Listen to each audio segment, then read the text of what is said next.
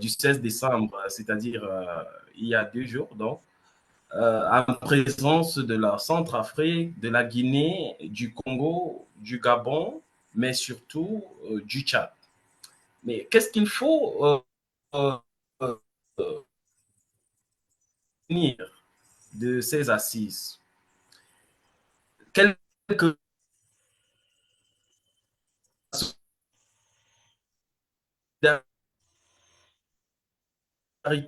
communautaires parmi les recommandations, la gestion de l'exposition des banques au risque social et préservant l'investissement.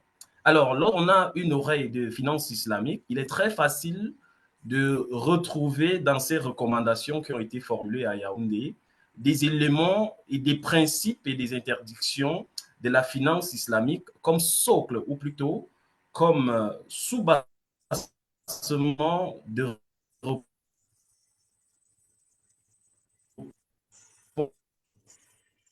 réponse aux contraintes qui peuvent euh, tenir la CEMAC. Alors, pour qu'on se comprenne mieux, je veux revenir en tant que juriste financier sur la définition que l'on retient en zone CEMAC de la finance islamique, du moins depuis que le législateur a entrepris une réglementation de l'activité. Alors, le règlement de novembre 2022 qui encadre les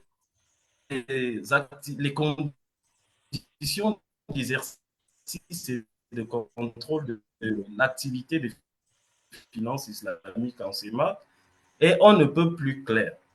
La finance islamique en zone CEMA représente, on peut étendre cette définition de manière générale et transversale, tous les produits, les services, les transactions, les opérations commerciales, financières, d'investissement, commercialisées ou utilisées non pas les acteurs financiers et reposant sur certains principes.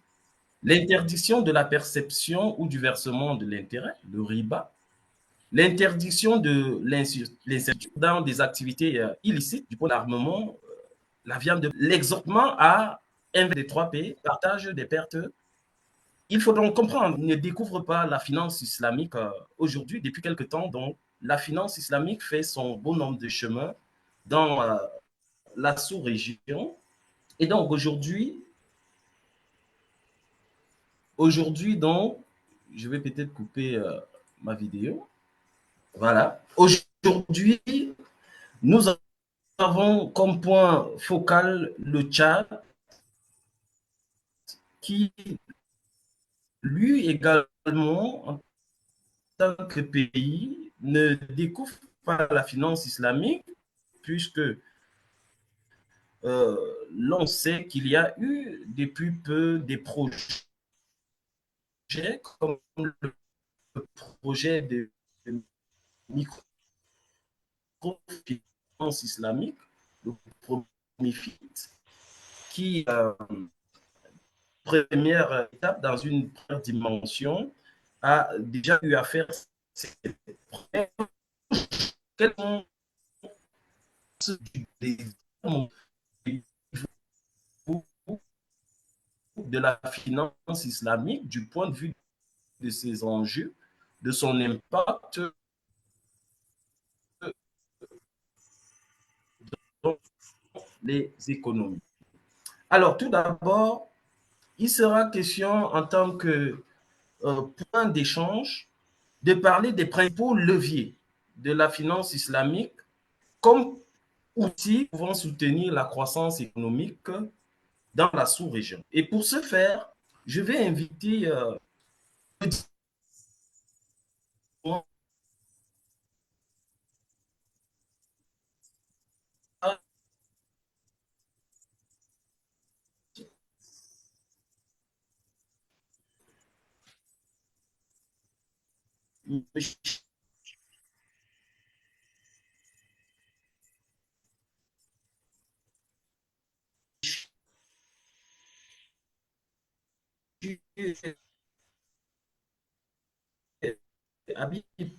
Arabi, qui justement justifie de 25 ans d'expérience euh, en matière bancaire et qui n'est pas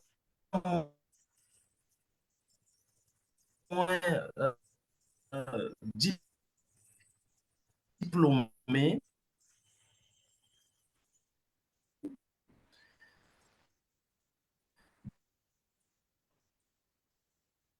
de Financial Business School et de Sciences Po Paris. Par la suite, on aura également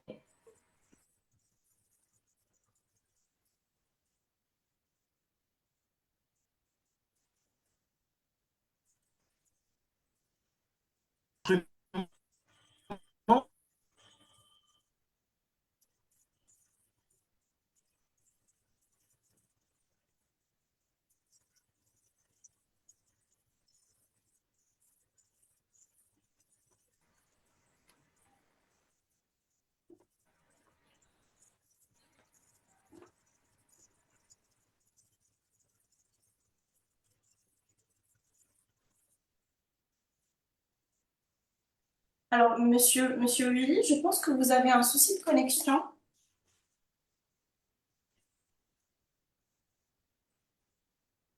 Est-ce que vous m'entendez? oui, Alors, vous avez un souci de connexion. Je pense que on va essayer de trouver une solution ensemble. Entre-temps, je pense que ça serait bien de donner la parole à un des speakers en fonction de votre organisation. Et nous, on va essayer de trouver une solution.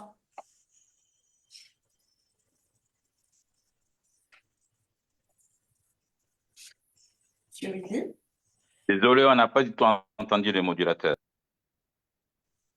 Monsieur Willy, vous m'entendez?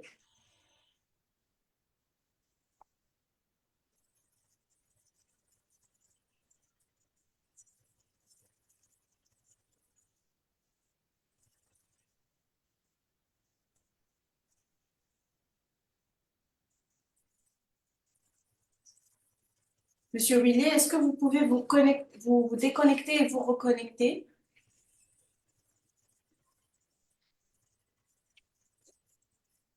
il est en train de se...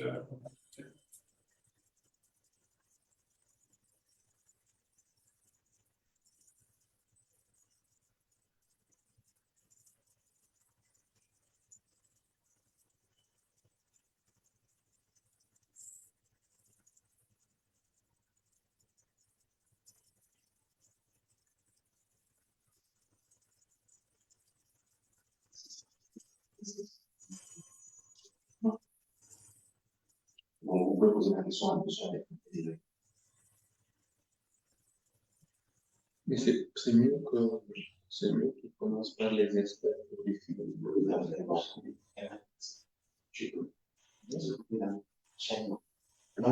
On commence par moi.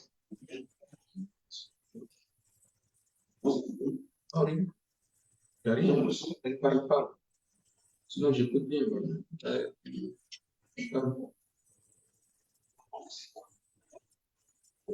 Vous m'entendez?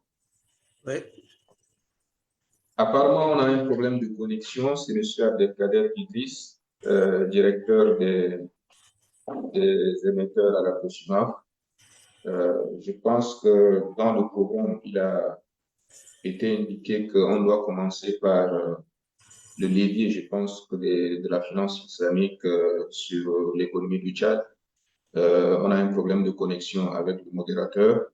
On Tout à me fait, dit, monsieur Abdelkader, justement, le temps que le docteur Willy Zogo se reconnecte et aménage un bon flux en termes de data de son côté, d'accord, nous allons improviser pour le confort des internautes qui nous écoutent sur cette d'accord, thématique liée à la finance islamique. La réglementation en matière de soukouk, notamment, introduite par les innovations réglementaires de 2022 avec le règlement communautaire, mais également le règlement général à la COSUMAF de 2023, introduisent cet instrument de financement à la fois des entreprises, mais également des États en CEMAC, avec des spécificités. Alors, M. Abdelkader, vous êtes le directeur des marchés et des émetteurs de la COSUMAF. Quelles sont ces spécificités?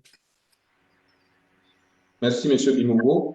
Je tiens tout d'abord à remercier l'ensemble des participants d'avoir accordé leur disponibilité à la COSUMAF, de se joindre à nous pour apporter leur expérience en la matière. Pour ce qui concerne la COSUMAF, le régulateur, nous ne sommes pas des experts de la finance islamique, mais il faut savoir qu'on a fait du chemin. Lors du réforme de notre règlement en 2022, on a essayé d'intégrer la problématique de la finance islamique dans la réglementation de la COSUMAF. D'abord, au-delà même de la finance islamique, on avait un problème de définition sur les instruments financiers. Et on a essayé, dans le cadre de cette réforme, de redéfinir même ce que c'est qu'un instrument financier dans notre règlement CEMAC, UMAC exactement. Donc, dans le cadre de cette définition d'instrument financier, nous avons bien entendu intégré les sous-coups comme titres financiers à part entière. Et au sens, en fait, du régulateur, et bien entendu, dans notre règlement, pour nous, le sukuk, c'est un titre financier islamique équivalent à une obligation ordinaire. Sauf que, à la différence d'une obligation ordinaire, le sukuk est soumis aux préceptes de la charia islamique. Et dans ce règlement CEMAC, nous avons renvoyé au règlement général qui devrait préciser les conditions et modalités d'émission des sukuk.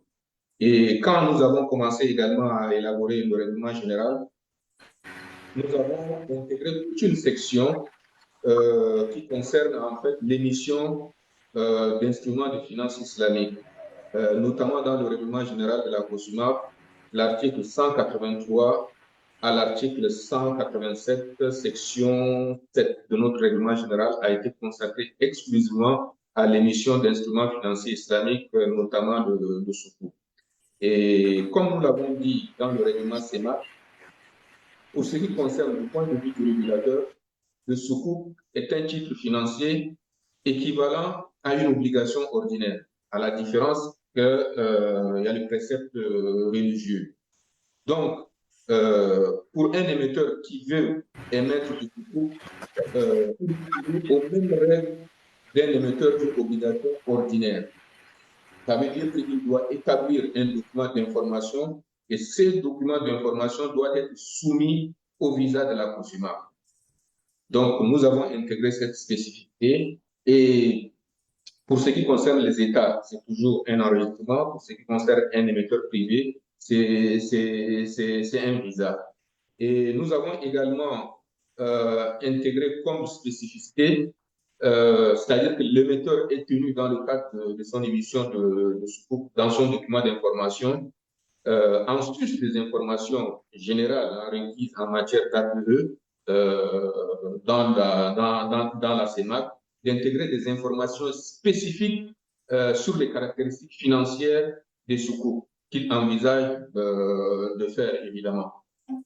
Et puis, une autre spécificité dans le règlement qui différencie en fait d'une obligation normale qu'on exige à ce que l'émetteur doit inclure dans son document d'information, c'est qu'il doit intégrer les éléments pertinents concernant la compatibilité de l'émission avec la loi islamique et notamment une certification attestant la conformité de l'opération au principe de la finance islamique. Comme pour la finance verte, ici également dans la finance islamique, il y a la notion d'un certificateur qui doit intervenir.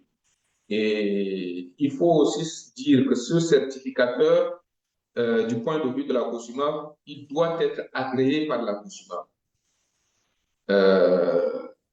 Dans le règlement général, Nous avons indiqué que le certificateur doit être agréé par la COSMAF. On doit en principe établir une instruction. À l'heure où je vous parle, on a déjà des projets d'instruction d'agrément des certificateurs qui seront probablement adoptés au cours de l'année 2025.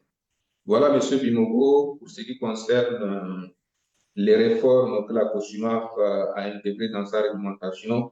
On a bien pris en compte dans les instruments financiers la notion de secours. Dans le règlement général, on a bien introduit, pour ce qui concerne les appels publics à l'épargne, les émissions de secours à travers l'établissement de documents d'information avec des spécificités, avec des certifications de la conformité avec la loi islamique. Nous avons indiqué dans le règlement que ce certificateur doit être agréé par la COSUMAF et qu'une instruction doit être prise. Et cette instruction, ça serait en vigueur si tout se passe bien au cours de l'année 2025. Donc, en tant qu'autorité de régulation du marché financier, nous avons vu l'enjeu, nous avons vu l'intérêt des sous-coups sur nos économies. Nous avons tout de suite, dans le cadre de réforme, essayé de l'introduire. Et dans le cadre des APE et dans le cadre de la gestion collective, où on peut également, à travers des fonds communs de placement, introduire les émissions de sous. Merci, M. Abdelkader. Je pense que les internautes qui nous suivent ont bien compris que le dispositif réglementaire à la matière est bien préparé. C'est un substrat qui peut permettre donc des émissions obligataires et même sous d'autres instruments financiers. Vous avez parlé de gestion d'OPC tout à l'heure, qui peuvent être donc dédiés aux investisseurs avec la spécificité, comme vous l'avez dit, à la fois pour la finance verte que pour tout ce qui est actifs digitaux. Il y a l'intervention d'un expert ou d'un organe certificateur pour garantir de l'intégrité et de l'identité même du type d'obligations ou d'instruments financiers qui sont mis spécifiquement sur le marché et qui, pour les sukuk, sont conformes à la charte et à la finance verte aux normes ESG, et puis pour les PSAN, conformes à tout ce qui est plateforme digitale. Alors, je vais poser la question concrètement parce qu'il s'agit de comment cette classe d'actifs peut être utile au développement des économies, mais également des entreprises en zone CEMAC. Je pose la question à M. Arabi. Quels sont les principaux leviers de la finance islamique pour soutenir la croissance dans notre zone? Merci, bonjour à tout le monde. Les leviers, la finance islamique a un ensemble de piliers à travers quelques leviers qui sont très importants pour nos économies et surtout l'économie de la zone.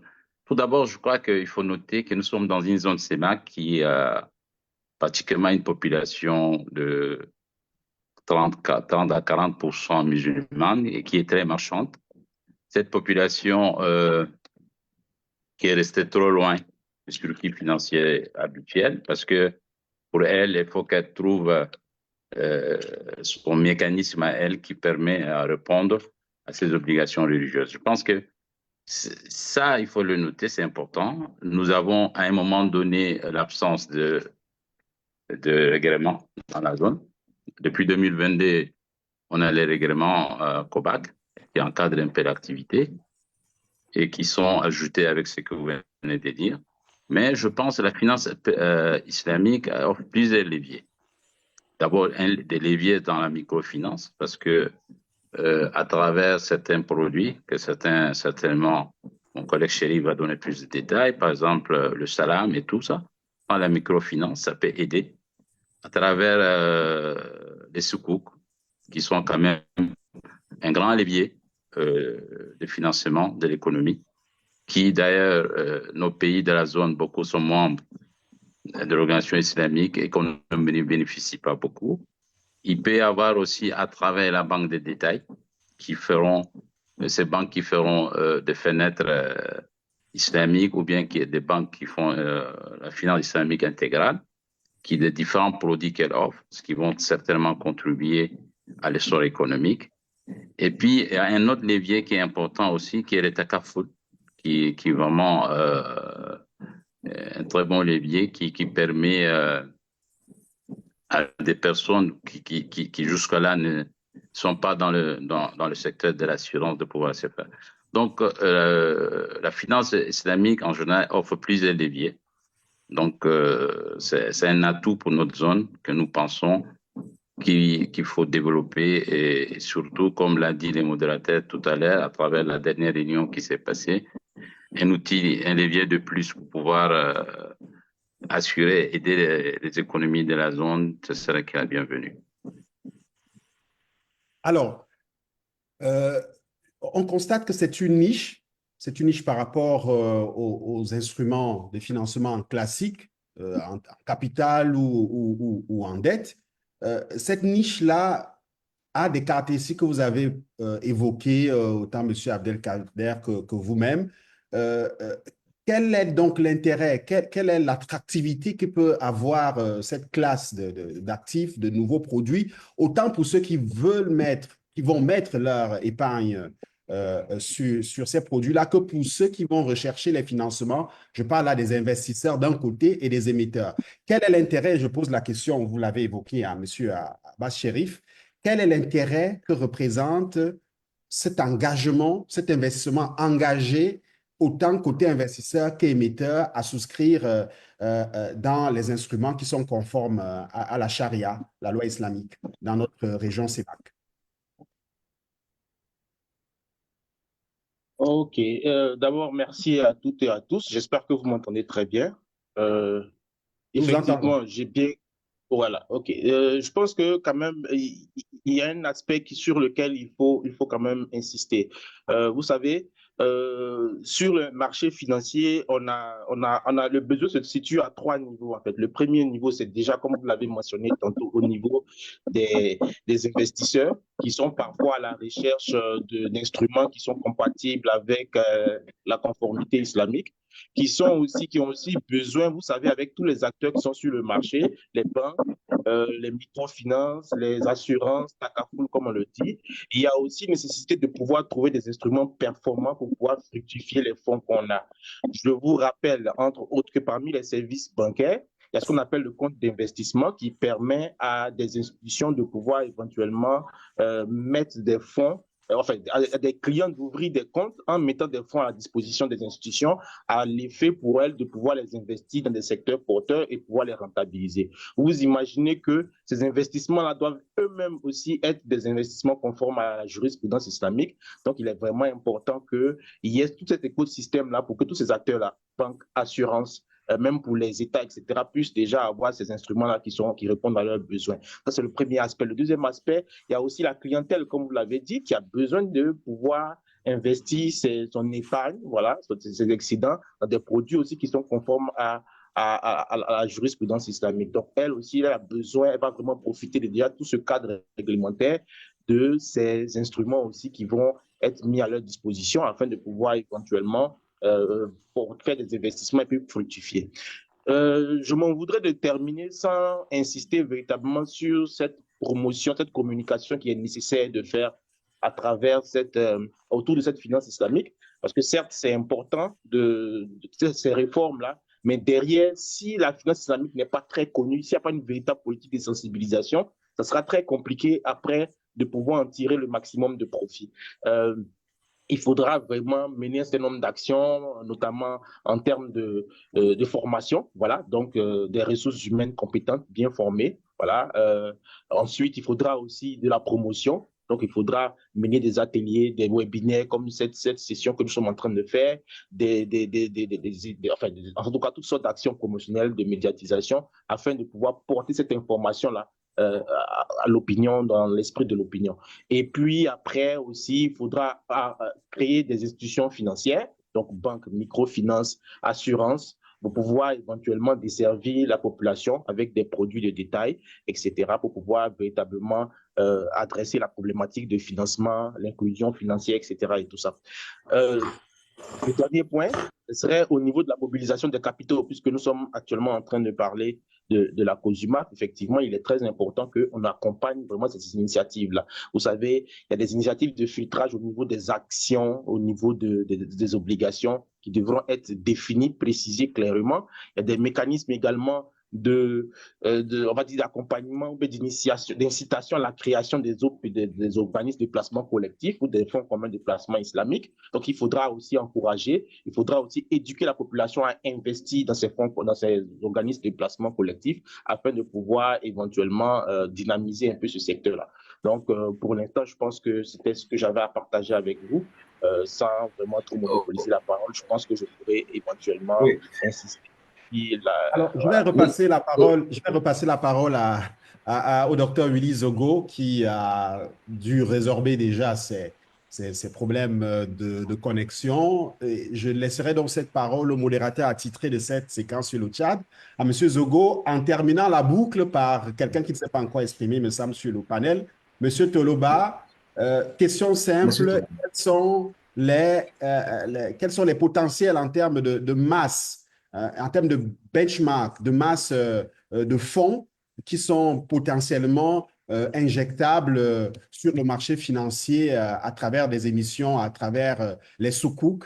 Quand je parle de benchmark, qu'est-ce qui se fait ailleurs? Quels sont les levées qui ont été réussies dans d'autres zones, notamment l'Afrique de l'Ouest, ou alors en dehors, au Moyen-Orient ou en Europe, si possible, en termes de benchmark, pour qu'on puisse comprendre la réalité du potentiel qu'il y a à aller vers ces niches-là. Monsieur Toloba, et je passe la parole au docteur Willy Zogo. Bonjour. Je pense que vous m'entendez? On vous attend, monsieur Toloba. On vous attend très bien. Oui, je vous remercie, je remercie tous les participants. Effectivement, en matière de finance islamique, les choses sont en train d'évoluer dans le bon sens. Nous, par exemple, au niveau du Tchad, nous avons eu plusieurs expériences. Moi, au niveau de la Banque islamique de développement, j'ai accompagné une équipe pour la mise en place pour l'émission de Soukouk. On avait mis en place une structure de création d'une banque islamique et d'une société leasing. Il devait se faire, le dossier est déjà clos, mais on nous manque seulement des dispositions juridiques. Donc, il faut que ce soit au niveau du CEMAC, le COJUMAC, qui est chargé de donner les autorisations et qui réglemente le soukouk, nous donne l'autorisation. Sinon, au niveau de l'Afrique, je pense que même l'Afrique du Sud avait déjà émis plusieurs fois le soukouk. Il y a le Sénégal, il y a la Côte d'Ivoire et quelques pays de la zone de l'Afrique de l'Ouest qui ont mis en place déjà le soukouk. Donc, le soukouk, pour nous, au niveau du Tchad, nous avons déjà le dispositif. Le dossier est déjà préparé. J'ai accompagné une équipe. On a mis en place. Il nous reste seulement l'autorisation. L'autorisation, il faut qu'au niveau de la sous-région, parce qu'il y a une réglementation qui devait être mise en place, était mise en place l'année dernière, en 2022. Maintenant, tout ce qui manque, c'est de pouvoir le mettre en marche. Le problème qui se pose, c'est que jusqu'à aujourd'hui, il y a quelques points qui ne sont pas réglés. Le problème des frais généraux au niveau des charges de transmission et les charges d'enrichissement. On ne peut pas permettre à une entreprise de la zone CEMAC pouvoir mettre en place les taxations, double taxation au niveau de droit d'enregistrement et aussi le problème de taux de marge. Il y a les taux de marge aussi qui sont mis dans certains pays, que nous, on ne peut pas l'appliquer. Donc, tous ces pays que vous avez déjà marqués ici, il y a au moins 8 pays qui ont mis déjà en place le soukouk. L'émission de soukouk nécessite maintenant une autorisation au niveau de la BAC. Donc, à partir de la loi de 2022, on peut maintenant mettre en place émettre le sukuk. Nous avons déjà au niveau du Tchad, déjà mis en place le sukuk. Il reste seulement d'activer le processus d'émission. Vous avez un problème ou quoi? Alors, monsieur Oui. Abbas, docteur Willy Zogo, vous êtes là? Oui, je pense que la connexion me permettra, mais vous pouvez Okay. juste conclure alors. D'accord. Donc, Oui. au niveau de l'émission de sukuk, nous attendons seulement l'autorisation de la COSIMA pour pouvoir mettre en place ces sukuk, pour émettre ces sukuk. Au niveau du Tchad, j'ai été chargé de travailler sur le dossier, je l'ai déjà fait. On a un projet de création de la banque islamique, un projet de création d'une société leasing. Nous avons un projet d'émission de sukuk. Il reste seulement la mise en application des règles. Donc, pour ce point, je dis qu'au niveau du Tchad, on est prêt, on attend seulement l'autorisation du COSIMAP pour pouvoir émettre ces sukuk. D'accord. Alors, merci beaucoup, François. Merci à Monsieur Toloba. Mais vous gardez la parole, hein, s'il vous plaît. Au Cameroun, par exemple, on a déjà quelques structures, hein, des microfinances, quelques structures bancaires et même quelques produits banque assurantiels, quelques produits de banque assurance. Donc, quel est l'état des lieux que vous dressez? Vous nous parlez là de quelques projets. Est-ce à dire qu'il n'y a aucune institution financière qui propose des produits et des services de finances islamiques et qui soit déjà fonctionnels au Tchad? Oui, effectivement, au niveau moi-même à qui vous parle, je suis membre du comité de charia de la banque BCC, la fenêtre de la banque BCC. Donc, ça fait 4 ans que je suis membre du comité de charia de la BCC Al-Yusr. BCC Al-Yusr, Al-Yusr va dire facilité. Donc, banque BCC Al-Yusr, depuis 4 ans, cette fenêtre réalise des bénéfices.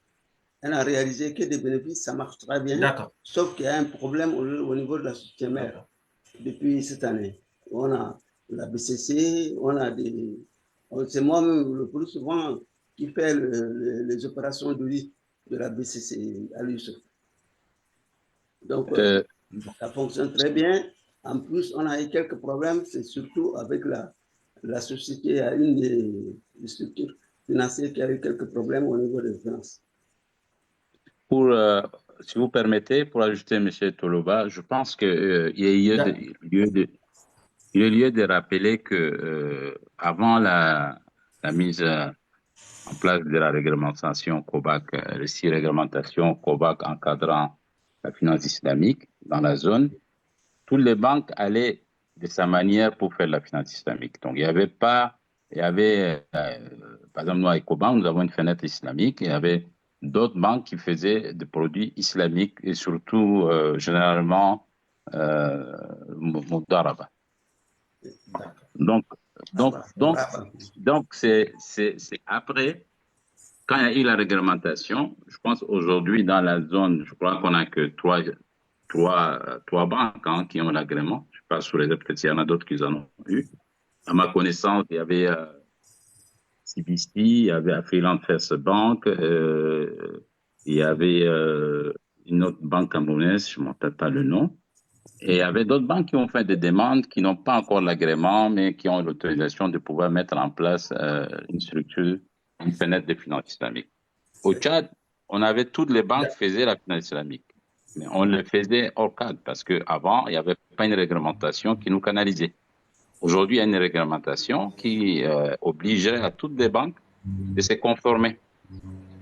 Donc, pour moi, je pense que le problème, comme l'avait signalé le docteur au départ, le problème reste un problème réglementaire. Déjà, ça, il y a eu des règlements, mais ce n'est pas suffisant parce que il nous faut aussi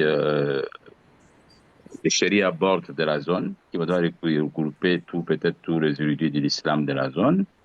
À mon avis, à moi, au-delà de ça, il faut aussi, comme l'a dit M. Chérif, il faut communiquer parce que le problème, c'est qu'on ne communiquait pas beaucoup. Les gens ne connaissent pas la finance islamique.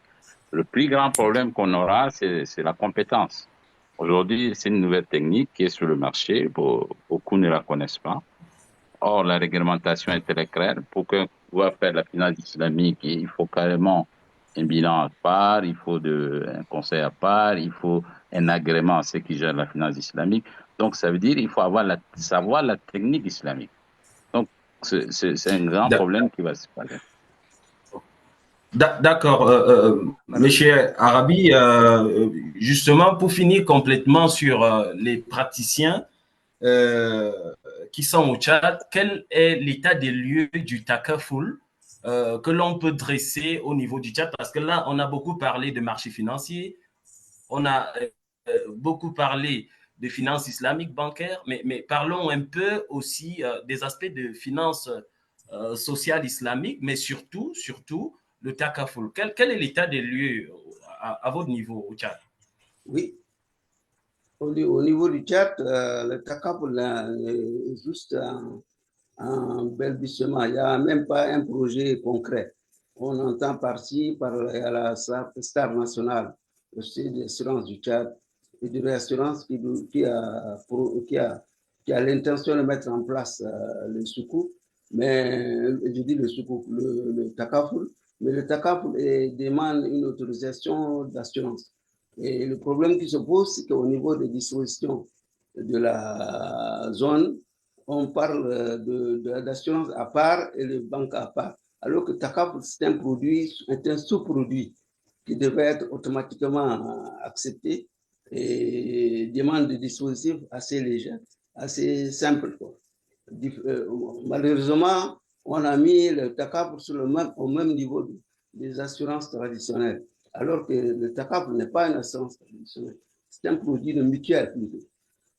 C'est qu'on oublie toujours. Le TACAP, c'est un produit de mutuelle.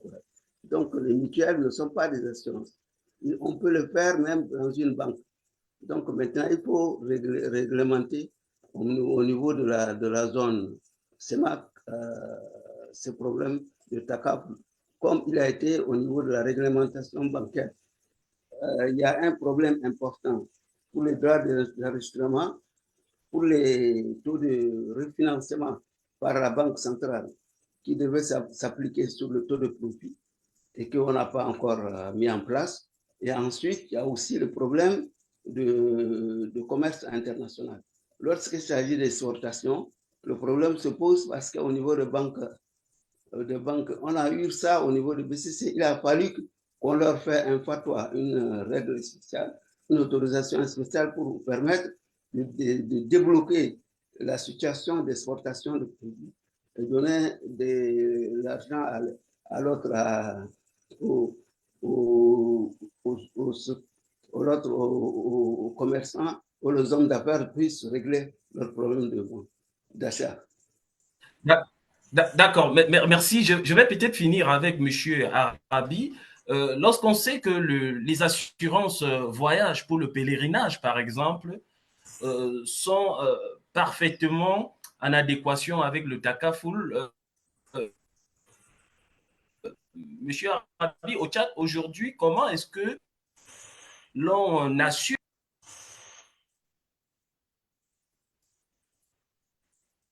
Vous êtes coupé, je ne vous ai pas entendu finir votre question. Mais moi, je pense que, oui, je dis, je ne vous ai pas entendu la fin de votre question, mais je pense que pour le Tekafoul, comme l'a dit Monsieur Tolobo, c'est un instrument mutualiste d'assurance. Le Tekafoul, il faut bien, comme il l'a dit, il faut bien le réglementer. Et tout ce qui nous manque encore aujourd'hui, sous les 6 règlements COBAC qui encadrent la finance islamique, on n'a pas quelque chose sur le Tekafoul. Mais comme vous dites, les pèlerins qui vont à la Mecque ici n'ont pas un système d'assurance tel que c'est mis, pas un système d'assurance. Peut-être l'assurance est faite d'une manière globale avec le comité qui est en charge du Hajj. Donc, peut-être à ce niveau, peut-être qu'il y a une assurance qui est faite au niveau du Hajj, mais Mais ici, il n'y a pas aujourd'hui une structure qui fait du TECAFUL parce que déjà, même dans la réglementation, la problématique du TECAFUL n'a pas été adressée.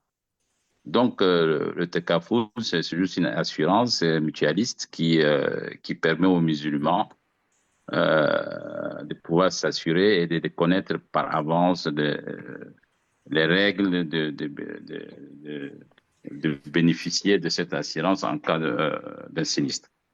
Moi, je pense que D'accord. c'est pas encore mis en place, hein, ni au Tchad, ni je pense, dans la zone même, je ne pense pas. Hein. Peut-être que les autres ont des informations que je n'ai pas, mais je ne pense pas. Parce que même les six règlements qui encadrent la finance islamique par la COBAT n'employaient pas de parler sur le TACAF. D'accord. Merci pour cet état des lieux au Tchad. Et pour continuer sur la lancée de l'état des lieux, je vais revenir peut-être vers M. Idriss. Alors, sans toutefois trahir hein, des secrets, est-ce que l'on commence déjà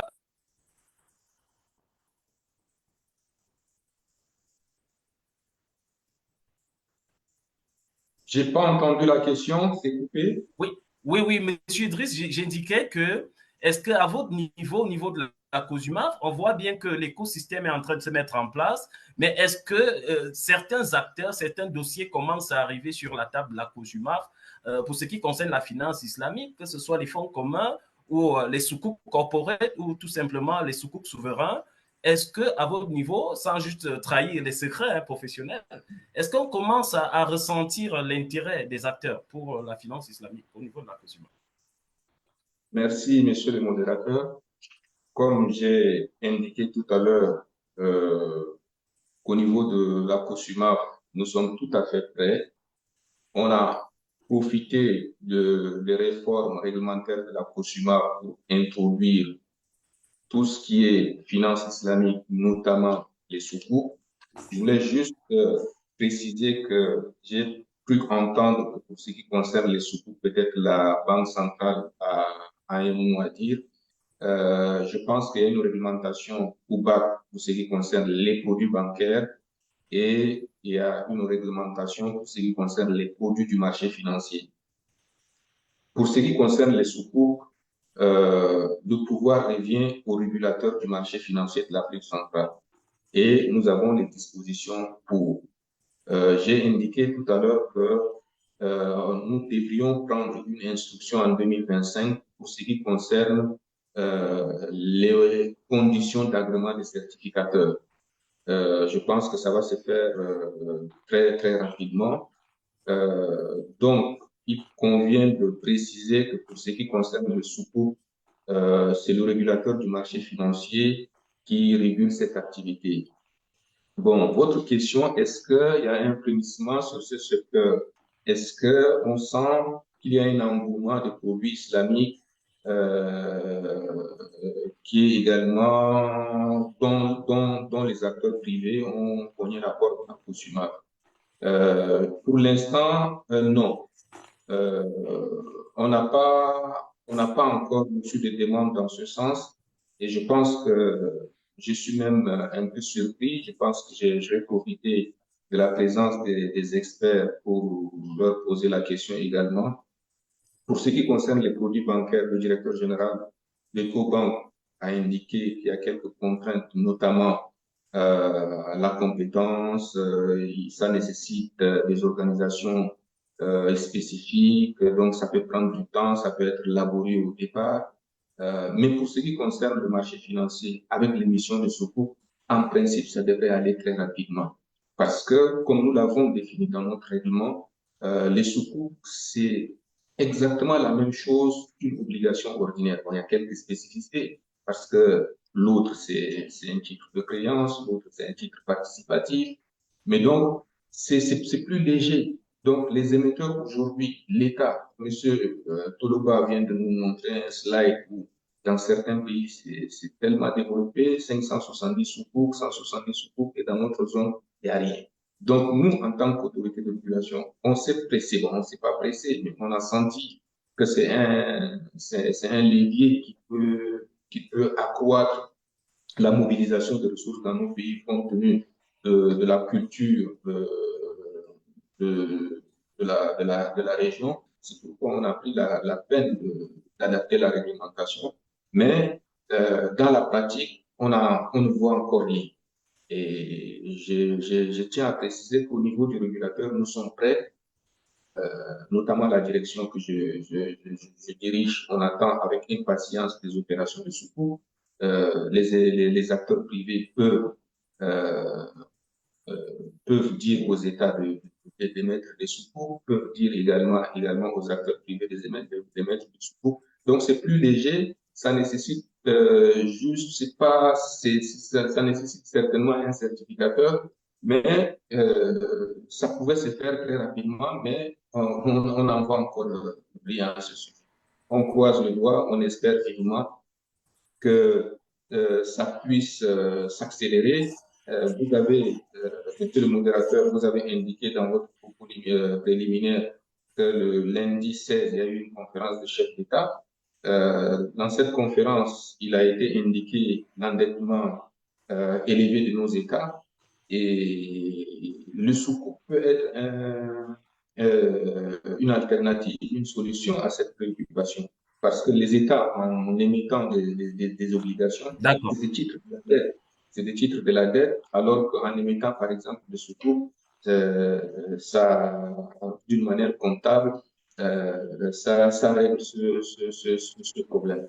Donc, en conclusion, on attend avec impatience les émissions de sukuk chez nous. D'accord, d'accord. Merci, Monsieur Idriss. Vous indiquez clairement qu'il y a des instructions de la COSUMAF qui sont en préparation et qui vont donc venir asseoir davantage la possibilité pour les acteurs de venir vers le marché financier en matière de finances islamiques. Je ne peux pas résister à la tentation de repasser la parole à l'un des auteurs d'un document intitulé État des lieux de la finance islamique en CEMAC et en UEMOA. Il est parmi les panélistes, donc Chérif Abbas, je vous repasse la parole. Est-ce que vous pouvez rapidement nous dresser en termes de benchmark, puisque ne nous éloignons pas du thème central qui est l'impact de la finance islamique pour les économies de la CEMA. Je reposerai donc la question avec en trame de fond le benchmark comparatif. Quel est l'impact de la finance islamique de manière transversale, bancaire, marché financier, Takaful, sur les pays de l'UEMOA que vous maîtrisez bien? Monsieur Abbas, vous avez la parole. Ok, vraiment merci beaucoup, hein, merci beaucoup. Effectivement, j'estime qu'il y a beaucoup de, on a pas mal, et on s'en est rendu compte quand on a rédigé le document État des lieux, qu'il y avait pas mal de similitudes entre la zone, cette zone d'Afrique centrale et cette zone d'Afrique de l'Ouest. Donc, écoutez, aujourd'hui, on a à tout casser des institutions financières islamiques, c'est-à-dire des banques islamiques. On en a deux dans la zone UEMOA, donc la Banque islamique du Sénégal, la Banque islamique du Niger, donc ce qu'on appelle des banques entièrement islamiques.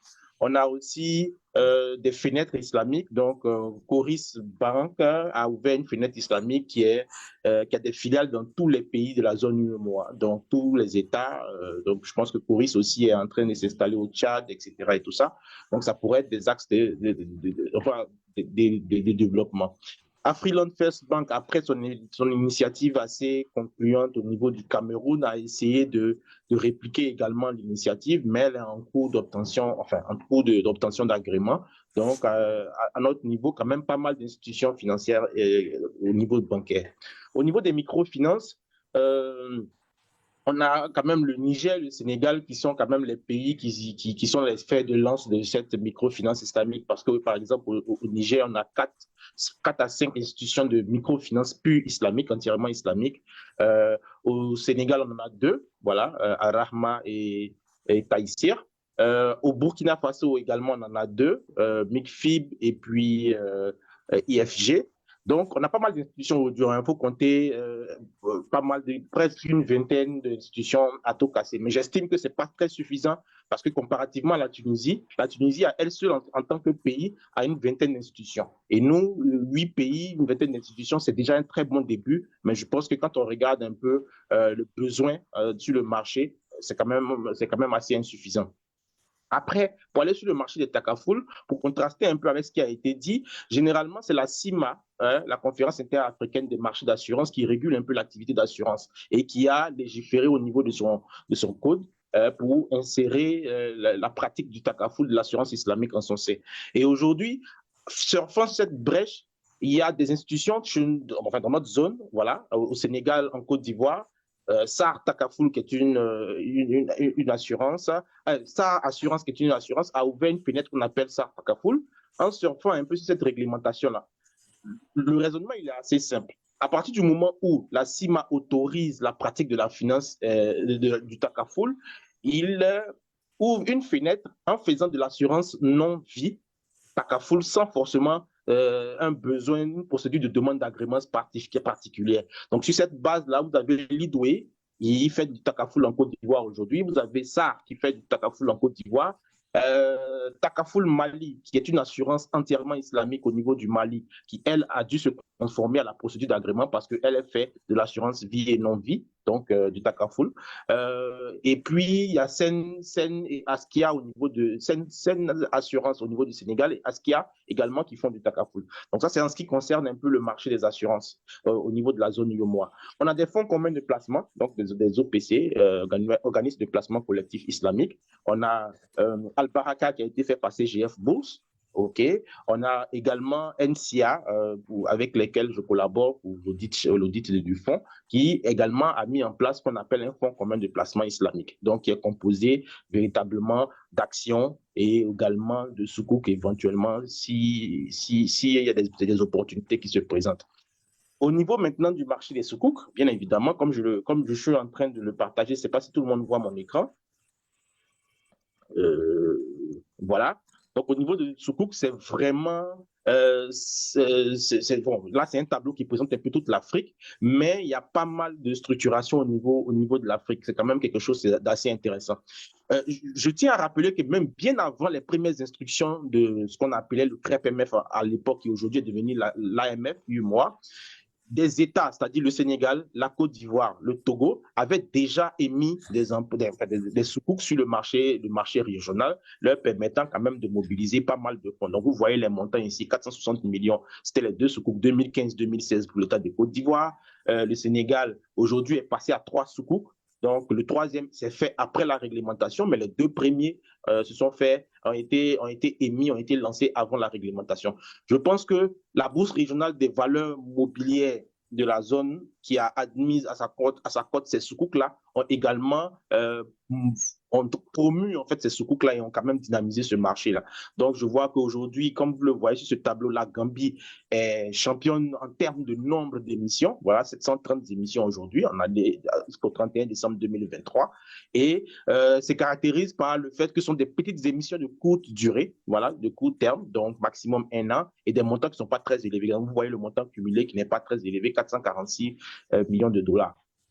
La Côte d'Ivoire en a émis 2, le Nigeria 6, le Sénégal 3, l'Afrique du Sud 2, le Soudan 28, le Togo 1, le Mali 1, et bon, le Maroc, bon, ça, c'est pas dans notre zone, mais voilà, pour dire qu'aujourd'hui, à ce jour, 773 soukouks ont été émis sur le continent africain, et pour dire que, véritablement, avec ce que j'entends de monsieur de la COSUMA, il n'y a pas de raison aujourd'hui que les initiatives ne se fassent pas les gens. J'espère que les États de l'Afrique centrale vont prendre les devants, voilà, et mettre les premiers soukouks, ils seront suivis par les grandes entreprises qui ont tout intérêt à pouvoir lever des capitaux assez importants sur ces marchés-là. Dernier conseil que je pourrais éventuellement me permettre, Oui, si jamais d'accord. on me le permet, ce serait de chercher à élargir en fait la base des investisseurs. C'est très important. Aujourd'hui, dans notre zone, c'est pratiquement les mêmes investisseurs qui se mettent sur les instruments des obligations classiques, qui sont également mobilisés sur les obligations islamiques. Donc, du coup, ça fait que parfois, il y a des tensions de liquidité parce que les gens n'ont pas suffisamment, le marché est essoufflé et doit à la fois composer avec les 2 types d'acteurs. Il faut travailler à l'invitation, ou bien en tout cas l'incitation de d'autres investisseurs hors CEMAC ou hors Afrique, pourquoi pas, pour pouvoir véritablement vous permettre de profiter pleinement de ça. Merci. D'accord, monsieur Abbas. On voit bien que vous travaillez sur ces problématiques de manière permanente et vous avez engagé vous avez embrayé sur les recommandations, c'est-à-dire que bien comprendre ce qui est en jeu et ce qu'il faut faire pour que les économies capitalisent davantage sur les retombées de la finance islamique. On va donc continuer sur cette lancée puisqu'il nous reste quelques minutes avant de prendre les questions des personnes qui sont connectées. Alors, sur les recommandations, je veux revenir un peu sur le Tchad et de manière globale sur la CEMA. Monsieur Toloba, on a remarqué qu'il manque sérieusement des bases sur la fiscalité des produits islamiques, entre autres.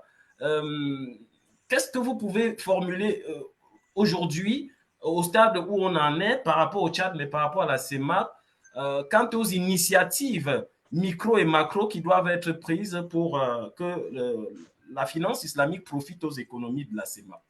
Recommandations. Oui, monsieur Willizo, je vous ai entendu. Vous avez parlé un peu de les dispositions qui existent en matière de microfinance ou en matière de finance islamique dans la zone CEMAC. Ils ont omis au niveau de la réglementation de parler des droits d'enregistrement. C'est-à-dire, normalement, en ce moment, les banques islamiques achètent le produit pour le revendre à leurs clients. Ce qui veut dire qu'en matière de Mouraba, et ce problème se pose parce que parfois il peut y avoir deux droits d'enregistrement pour pouvoir mettre les clients de la banque en compétition avec les clients de la banque classique. Il faudrait exonérer une des droits d'enregistrement. Il y a aussi le problème du taux de profit. Le fait que le taux de profit n'est pas connu, il y a un problème qui se pose quand il s'agit de refinancement par la banque centrale. Parce que normalement, la banque centrale peut refinancer une banque classique, une banque conventionnelle. Mais comme la banque islamique est une banque spécifique, on ne peut pas le mettre dans le même pied de qualité que les banques traditionnelles. Donc, il faut maintenant mettre en place un système comme ça se fait au Pakistan. Ils ont mis en place un taux de profit sur lequel se base la banque centrale pour pouvoir refinancer un financement d'une activité. Nous, on a été obligés au niveau de la banque BCC de donner une autorisation spéciale aux clients pour qu'on remette le fonds aux clients pour qu'ils puissent faire les opérations d'exportation. Et c'est ce que nous avons essayé de faire. Donc, au niveau de la Banque centrale, il y a trois dispositions qui sont importantes. Au niveau de la mise en place, de faciliter l'exportation des produits. 2, au niveau des droits d'enregistrement. 3, au niveau du refinancement. Donc, les trois éléments sont importants pour pouvoir permettre les banques, les fenêtres et les banques islamiques de pouvoir réaliser leur activité. Donc, globalement, c'est ça qui se pose. Nous, au niveau de la Banque islamique de développement, nous avons mis en place un ensemble de projets. Il y a un projet pour la création d'une banque islamique, un projet pour la création d'une société leasing, un projet pour l'émission de Soukouk, que moi-même j'ai dirigé l'équipe qui a travaillé sur le Soukouk, et le dossier est prêt. On attend seulement pour pouvoir le mettre en place et faire mettre en place l'émission. Donc maintenant, on va se mettre, on a déjà le dossier de l'émission de Soukouk qui est déjà prêt. Il reste seulement à l'exécution. On doit demander l'autorisation au niveau du gouvernement. Dans quelles conditions nous on peut déjà faire émettre les Soukouk. D'accord? Donc, globalement, nous avons mis en place l'ensemble avec la Banque islamique de développement. Voilà, on vous a... D'accord. Donc, Monsieur Toloba, on vous comprend très bien. Vous soulevez, vous êtes d'accord avec nous? Oui. Alors, allons-y, hein. Vous pouvez conclure.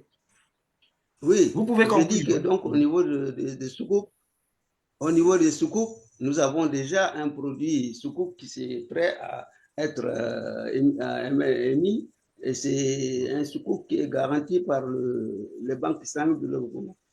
D'accord. Le plus souvent, les sukuk sont garantis par la Banque africaine de développement, la BAD. Mais cette fois-ci, pour nous, on a fait garantir par la Banque islamique de développement. Donc, en général, c'est beaucoup plus... D'accord. Monsieur le modérateur. Oui, je vous suis, Monsieur Idriss. C'est une très bonne nouvelle qu'on vient d'entendre. D'accord. À la COSMAC, on attend avec impatience ce dossier. Ce dossier. D'accord. Puisque vous je vous permettez, tiens, Monsieur Idriss, puisque nous vous sommes permettez, déjà à la phase des... Oui, bon, oui, on va revenir. Oui, on va vous revenir permettez un mot là? vers Monsieur Arabi, d'accord. Oui, allons-y, Monsieur Arabi. Permettez un mot parce Pour la que je voulais conclusion dire de à notre Monsieur, je voulais dire à Monsieur Idriss et Monsieur mon compatriote que franchement, ce qui nous manque, il l'avait dit lui-même au début, c'est le cadre juridique qui nous manque. Aujourd'hui, tu peux pas, tant qu'il n'y a pas de loi ou des choses qui réglementent les soukouks, je ne sais pas comment la COSIMA va faire et comment les autres vont faire. Il n'y a pas que le réglementaire. Il y a des lois qui vont permettre comment ça va se faire, justement. Et ces lois vont intégrer toute la problématique fiscale et autres. Donc, je pense, et puis comme on nous a été montré, et comme Abbas est là, il y a des pays, je sais que même le Cameroun actuellement est en train de structurer, d'élever des fonds à travers des soukouk. Donc, comment ces gens, qu'est-ce qu'ils ont fait, qu'est-ce qui manque, mais par les infos que j'ai, tout ce qui nous manque dans la zone, ça reste le cadre juridique. Ça, c'est très important. Moi, je pense que même si c'est une bonne nouvelle, cet aspect, il faudrait que vous aidiez pour qu'on puisse arriver à avoir la possibilité de faire des soukouk. D'accord. Monsieur Arabi, on vous a bien compris. Il faut parachever le cadre juridique, notamment avec l'instruction sur les certificateurs, entre autres. Et donc, cela m'amène de manière naturelle vers Monsieur Idriss pour lui demander déjà de conclure. Et une question pour conclure.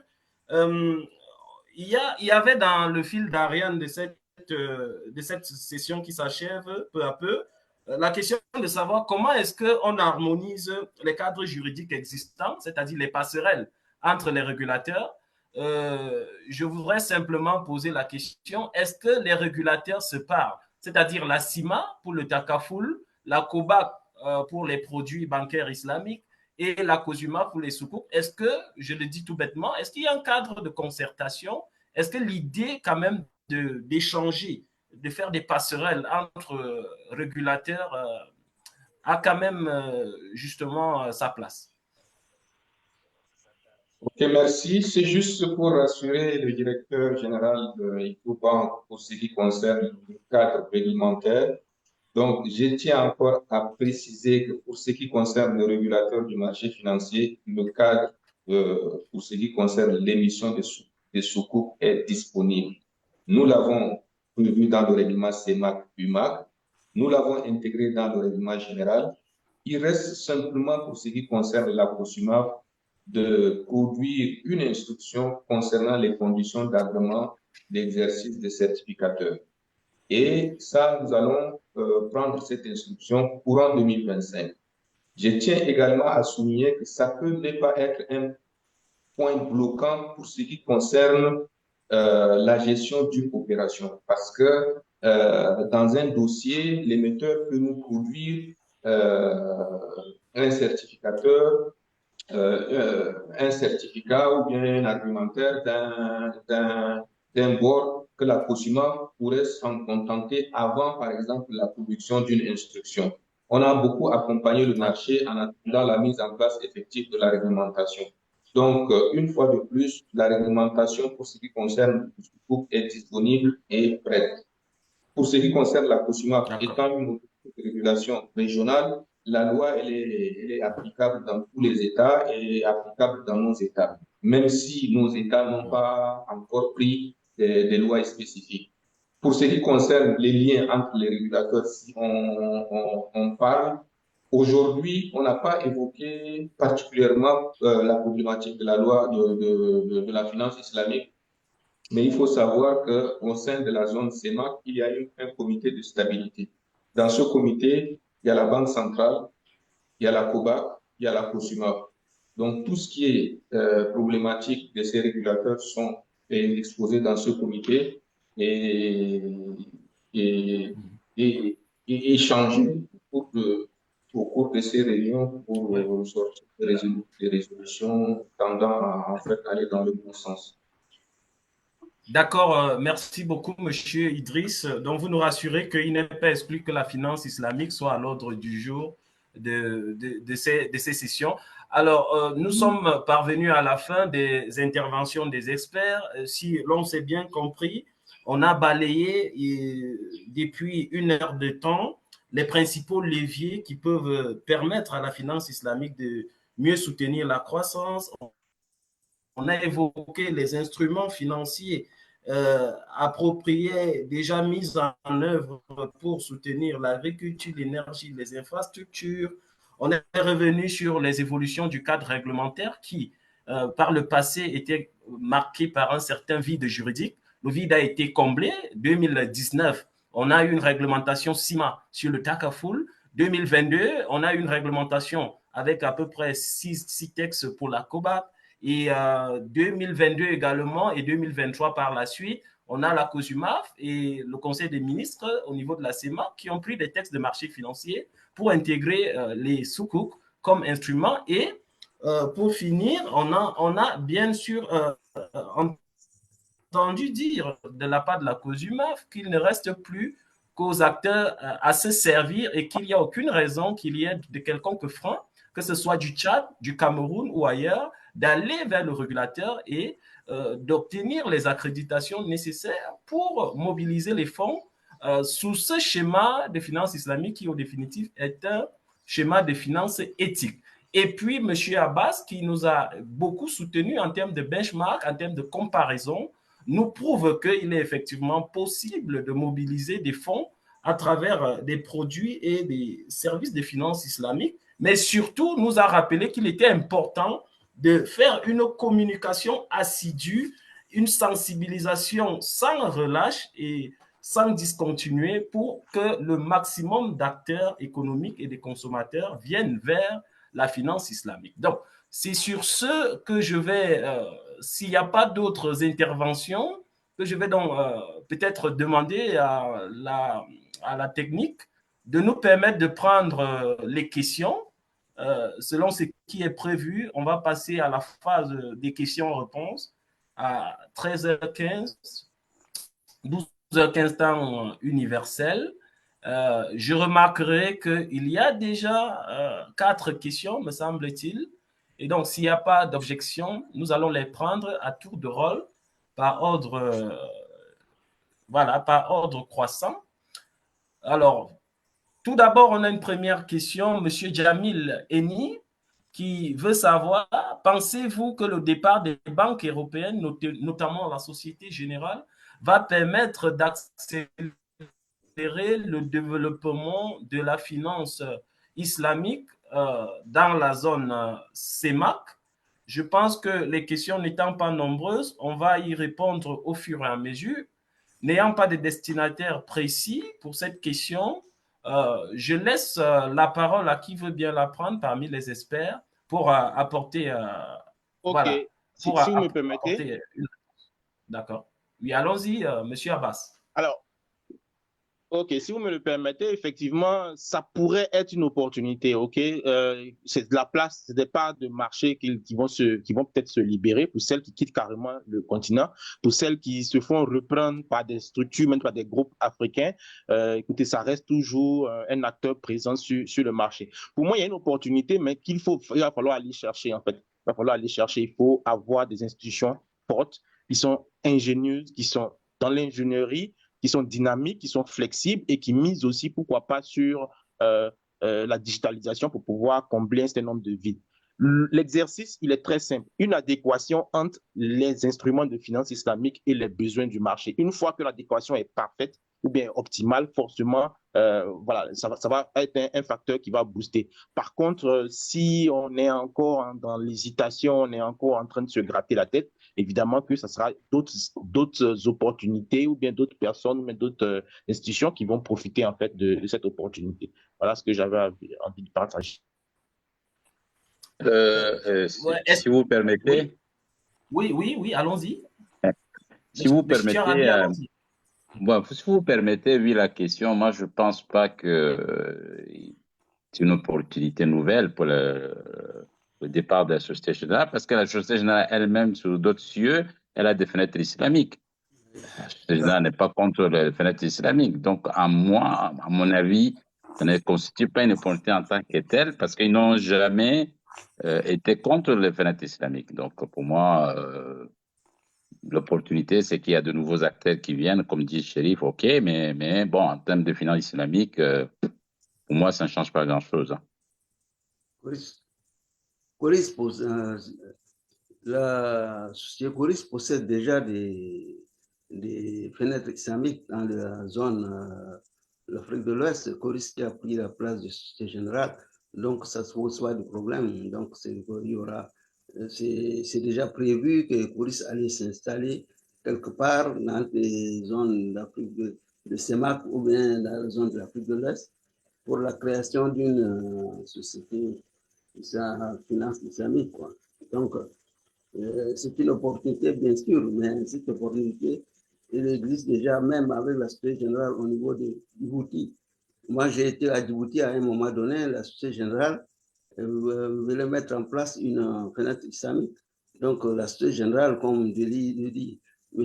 Arabi a déjà des projets en place en matière de finances islamiques, quoi. Donc, ça pose aucun problème, ce n'est pas une opportunité assez importante, quoi. Donc, nous-mêmes, au niveau du Tchad, je vous apprends que nous, on était aussi au niveau de la Tunisie pour la Banque Zetouni, qui voulait installer une filiale au Tchad, quoi, dans une banque islamique, juste aller négocier avec une équipe. Donc, il y a toujours d'autres sociétés islamiques qui veulent s'installer sur ça. Donc, il y a des opportunités un peu partout, quoi. J'ai été le mois dernier en négociation en Tunisie avec la banque Zetouni. Donc, il y a encore des opportunités en jeu, quoi. D'accord. Voilà. Je pense bien que M. Djamil a trouvé dans ses réponses des éléments conséquents. Je vais prendre une autre question, peut-être pour varier. Monsieur Al-Mokhtar, qui pose la question de savoir les banques centrales BCAO et celle de l'Afrique centrale, donc la BA, étant dans le système conventionnel, est-il possible véritablement de faire de la finance islamique et surtout que le Takaful n'existe pas? Alors, un expert pour répondre à cette question de Al-Mokhtar. Si vous me permettez. Bon, hein. je pense.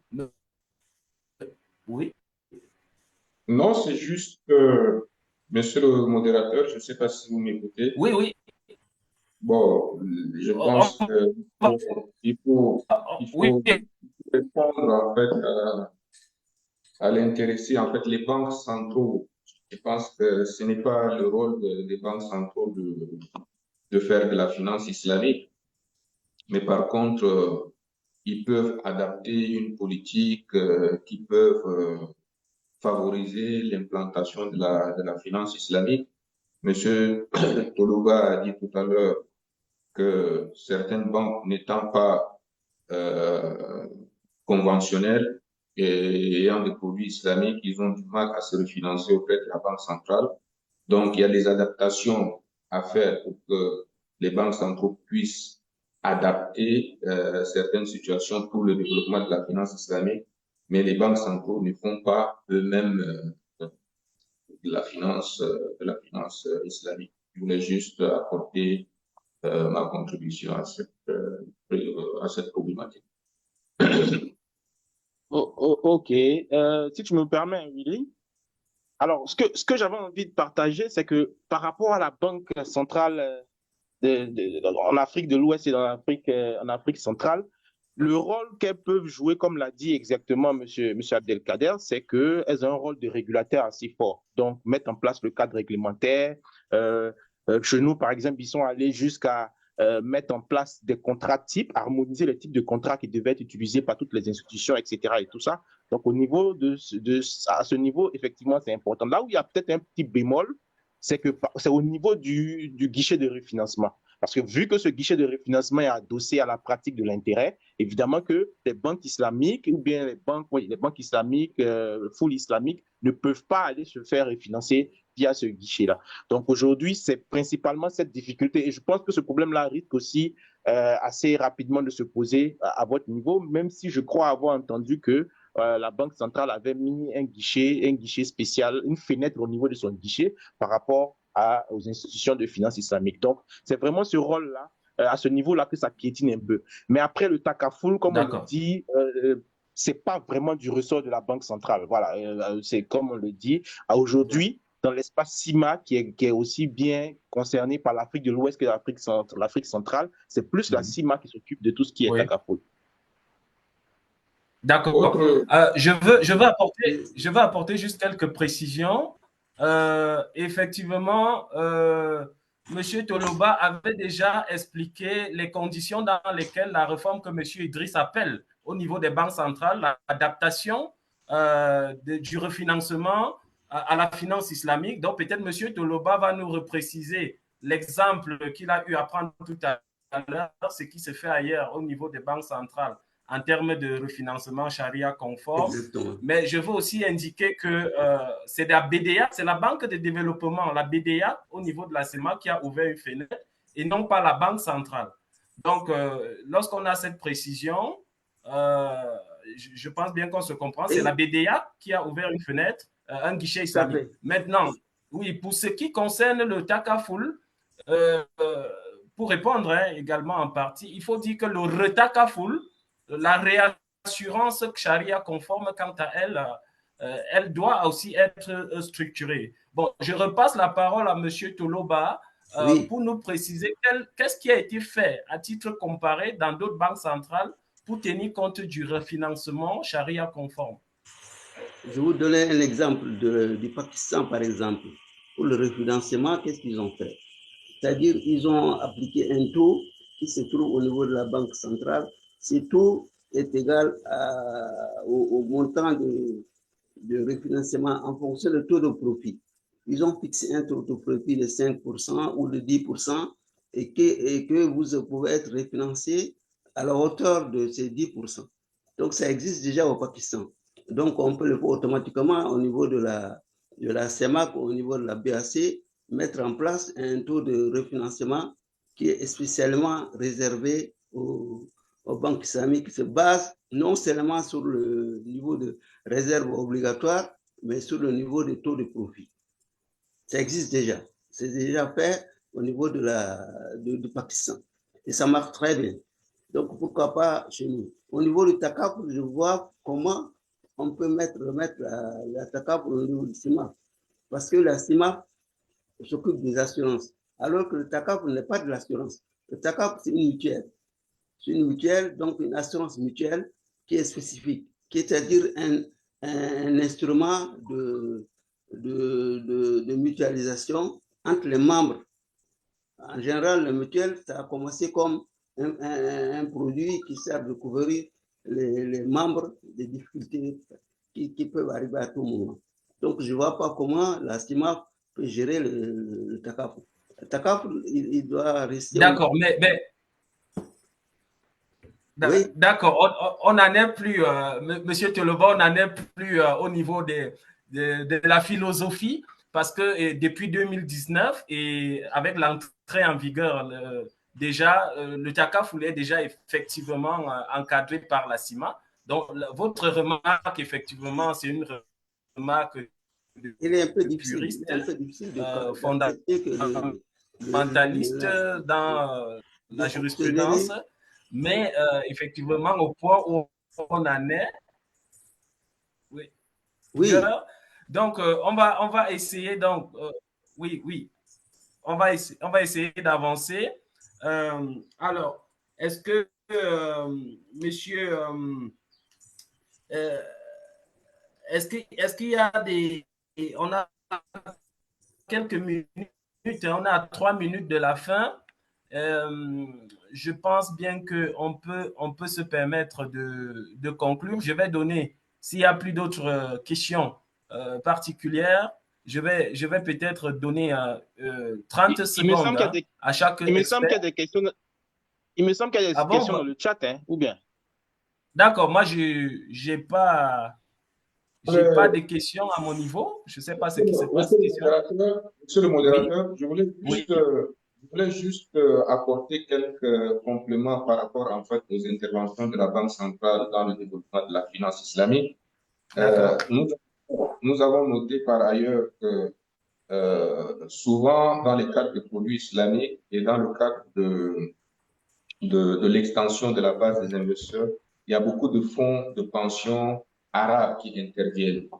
Et pour faciliter en fait D'accord. l'intervention des fonds d'investissement ou de pension étrangers, notamment arabes, les banques centrales peuvent jouer un rôle important dans le cadre de l'assouplissement en fait de la réglementation de change, qui permettent en fait à ces acteurs-là de pouvoir participer aisément dans le cadre de ces opérations.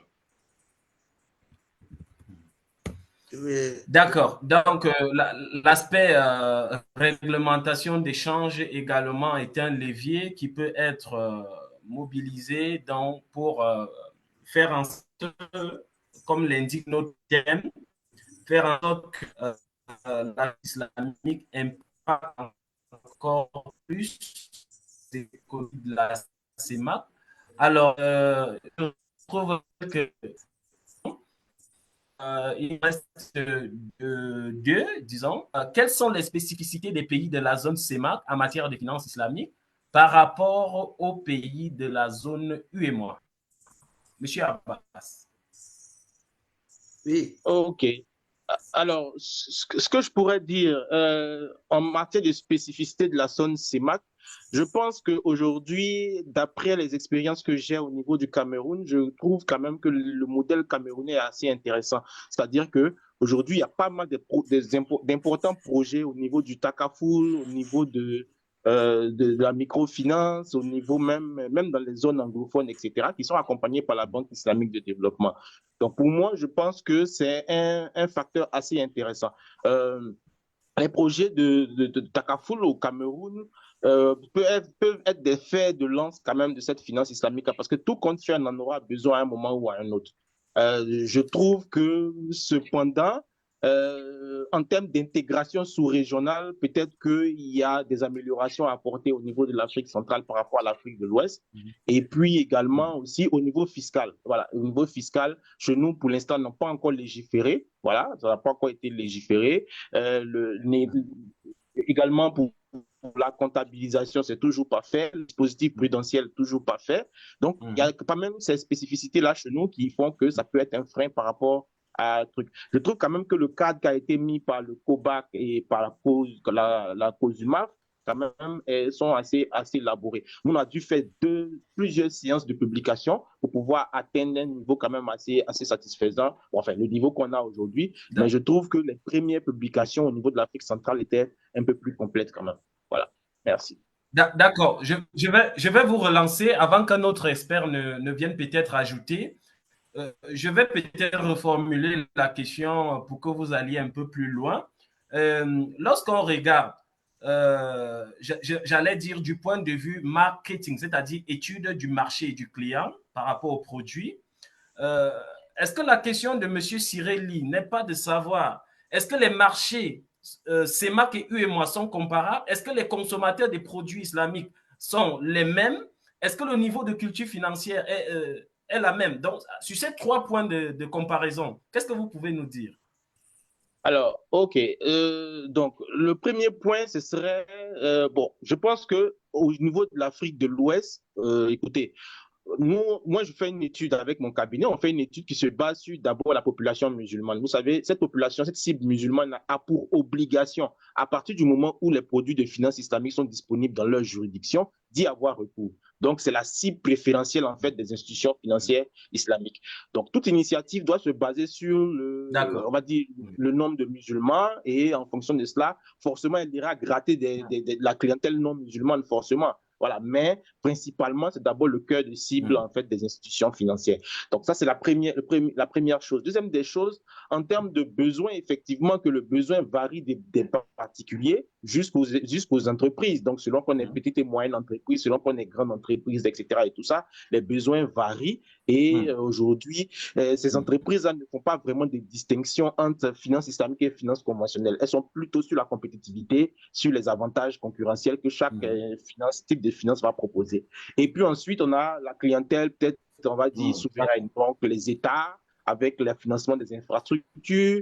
On a aussi les grandes entreprises multinationales, effectivement, telles que, par exemple, on a Coris, on a aussi des banques, des entreprises dans l'industrie extractive qui également ont pu lever des lignes de financement quand même assez importantes pour pouvoir appuyer et accompagner leur développement. Donc, c'est un peu cette différence. Je ne sais pas si j'ai répondu à toutes les questions. Il me semble qu'il y a un point qui m'a échappé. Oui,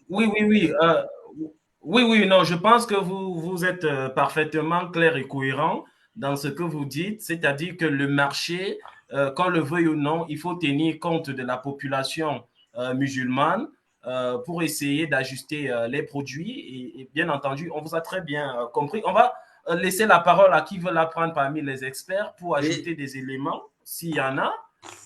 Oui, effectivement, je voulais ajouter quelque chose, c'est que ce n'est pas forcément les non-musulmans. Même les musulmans même ne connaissent pas les fondements de la finance islamique. Parfois, il faut les expliquer du cas par cas. Et puis, je vous informe aussi qu'il y a l'OCI, l'Organisation de la conférence islamique, qui est en train de mettre en place des produits de banque islamique, c'est-à-dire ce qu'on appelle la banque de famille, qui a été testée au Soudan, qui a marché, et qui ils vont le globaliser dans la zone des pays membres de l'Organisation de la conférence islamique. Ça s'appelle la banque de famille. D'accord. La banque de la famille. Je dois accompagner une équipe au Tchad au mois de janvier pour la mise en place de la banque de la famille. Très bien. Une avant-dernière question. Monsieur Arabi, si vous êtes encore avec nous, j'ai envie de vous destiner cette question de Monsieur Eni Jamil. Au niveau micro, est-ce qu'on peut dire que le taux de bancarisation au niveau de la CEMAC ou ailleurs est un défi ou plutôt une opportunité pour la finance islamique? Le taux de bancarisation. Moi, je pense que c'est vite fait. Je dirais que c'est une opportunité parce que, malheureusement, jusqu'à aujourd'hui, même le taux de bancarisation de la Banque universelle, il n'est pas à des chiffres dans la zone CEMAC. Au moins, que si vous avez des données que je n'ai pas, mais jusqu'à aujourd'hui, il reste faible. Donc, et surtout, celui de la finance islamique qui est encore méconnu dans la zone et au niveau de beaucoup de populations musulmanes. Donc, la faiblesse du taux de bancarisation, c'est une opportunité pour la finance islamique. Si je peux, hein, Willy? D'accord. Alors, je veux... Oui, allons-y. Oui, allons-y, alors, monsieur Abbas. Ce que j'avais envie de dire, c'est qu'effectivement, je suis tout à fait d'accord avec monsieur Habib. Et le taux de bancarisation chez nous, par exemple, en zone UEMOA, bon, au niveau de la Côte d'Ivoire, c'est 24-25%. On a un taux élargi avec les mobile money qui peuvent faire monter le taux à 28-30%, 34% maximum. Donc, évidemment que c'est une opportunité. Après, comme je le dis, la finance islamique est plus jeune, plus récente, donc beaucoup plus flexible. Tant qu'elle réussit à ne pas reprendre les mêmes erreurs de la finance classique, c'est-à-dire cette rigidité, ce côté un peu formalisme des institutions, enfin des produits et tout ça, effectivement que elle pourra saisir assez facilement en fait cette opportunité-là qu'offre le manque d'inclusion financière des populations. Donc, ce sera de regarder les besoins de cette population qui est exclue et puis structurer des produits qui vont mieux répondre en tout cas aux besoins de cette population-là. Donc, vraiment, c'était ce que j'avais envie d'ajouter. Oui. Oui, tout à fait. Au niveau de l'Afrique centrale, je veux dire, ce que je connais à peu près, c'est celui du Tchad. Par exemple, moi, j'ai accompagné pendant plus de 8 ans, 9 ans, le Promofit. Si vous avez entendu Promofit, nous avons réalisé beaucoup d'activités et tout récemment, nous avons fait le choix des institutions de microfinance islamique. Et ça a l'air d'avancer. Donc, j'ai l'impression que le taux est en nette augmentation. Mais maintenant, je ne peux pas vous définir le taux exact, comme le dit M. Arabi. Donc, on verra avec le travail qu'on fait sur le terrain. On a eu quelques problèmes. Tout récemment, on a fait un débat sur la sélection des établissements de microcrédit. On a trouvé que c'était difficile de mettre en place le système. Le fait qu'au niveau du taux il y a une confusion entre le taux d'intérêt et le taux de profit, le plus souvent. Donc, c'est ça qui pose des problèmes. Les gens essaient de mettre des taux au niveau de la banque islamique de développement, mais on ne peut pas appliquer un taux. Il s'agit de marge pour les banques islamiques. Le taux est toujours confondu au taux d'intérêt. Le taux de marge est souvent confondu au taux d'intérêt par le client. Donc, d'accord. D'accord. OK. Alors, c'est très bien compris. Merci encore pour ces compléments d'éléments. On a une autre question qui me semble aussi pertinente, qui s'inscrit en droit fil des recommandations. La question de Madame Aïssata. Quelles initiatives sont mises en place pour la formation des experts pour le développement, s'entend le développement de la finance islamique en zone CEMA? Alors, je ne sais pas qui veut répondre à cette question. Comment on fait pour se former en tant qu'expert en finance islamique en zone CEMA?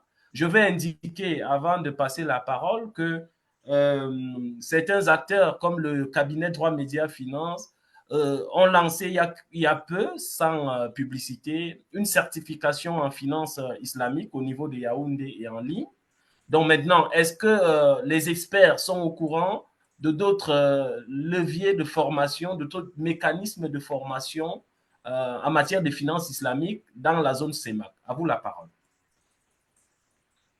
Ok, si vous me permettez, hein, je suis assez peut-être un peu loin, même si, comme je le dis, mon épouse étant tchadienne, je suis voilà, quand même un peu au parfum de ce qui s'y passe. Effectivement, comme vous l'avez dit tantôt, je pense que votre initiative, voilà, j'interviens, je suis prévu pour intervenir là-dessus. Au niveau du Cameroun, par exemple, j'ai connaissance de nos partenaires, voilà, qui a été mon binôme sur la rédaction de la fameuse publication sur l'état des lieux de la finance islamique en zone CEMAC et en zone UMOA, qui également dispense ou bien programme en tout cas des sessions de formation. Je pense qu'aujourd'hui, il n'y en a pas suffisamment. Pour être très honnête, il n'y a pas suffisamment. Ça doit même être des curricula qui doivent être intégrés même dans les universités, dans les grandes écoles, dans tout ce qui est formation professionnelle, parce que le défi, en fait, le danger qui se présente, c'est qu'on a des risques de personnes formées dans des environnements qui reviennent avec d'autres manières de voir les choses et parfois qui vont nous les impacter directement, alors que ça ne répondra pas forcément aux besoins. Donc, il est important de structurer quand même pas mal de trucs. On n'est pas forcément obligé d'attendre le doctorat. On peut commencer par des certifications, par des certificats professionnels, etc. Et puis aller crescendo vers la mise en place de programmes beaucoup plus structurés, beaucoup plus diplômés, etc. et tout ça. Donc, je pense qu'à ce jour, c'est ce dont j'ai connaissance au niveau de l'Afrique centrale. D'accord, d'accord. Donc, oui. Pour ajouter, Chérif, je pense qu'il est important de le souligner, hein, comme on l'a dit tout à l'heure au départ, qu'il y a un problème de compétences. Mais il faut aussi souligner qu'il y a des structures qui offrent des certifications. Par exemple, là où moi j'ai eu mon diplôme, Financial Business School, ils ont un certificat qui est très intéressant, que beaucoup de pays africains y participent. Donc, il devrait en avoir aussi d'autres. Donc, je pense que tout reste sur la communication. Il faut qu'on communique beaucoup plus davantage et ça permettra à beaucoup de gens qui sont intéressés par la finance islamique d'y mettre. Je vais ajouter quelque chose. C'est que nous, au niveau de moi, en tant qu'enseignant, j'étais enseignant-chercheur pendant 5 ans à l'université de Sarabou ont délivré de master en finance islamique. Et j'ai même plus tard accompagné quelques étudiants tchadiens qui sont en master de finance islamique et Sarabou. Je les ai accompagnés dans la rédaction de mémoire. Maintenant, on a l'intention de mettre même au Tchad, comme le dit M. Chérif, nous avons l'intention maintenant de mettre en place une structure de formation qui va délivrer des trucs simples. Il ne faut pas aller chercher les masters, tout ça, mais des certifications qui peuvent plus tard progresser en nous donnant des masters ou d'autres diplômes. Donc, nous avons ce projet qui est déjà en place, quoi, à peu près. On doit le mettre en place dans les prochains jours, dans les prochains mois. Excusez-moi, je suis un peu en convalescence, donc j'ai du mal à m'exprimer quelquefois, mais bon, c'est tout ce que j'ai à vous dire par rapport à ça.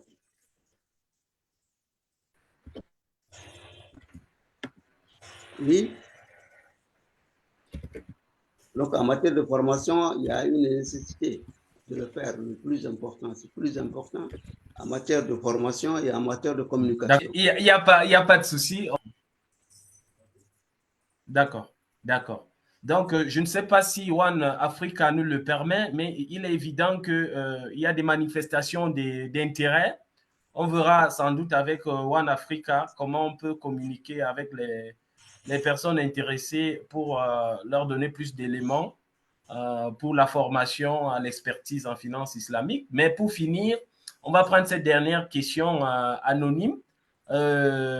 C'est quoi le produit dans une banque islamique et quel est le retour d'investissement?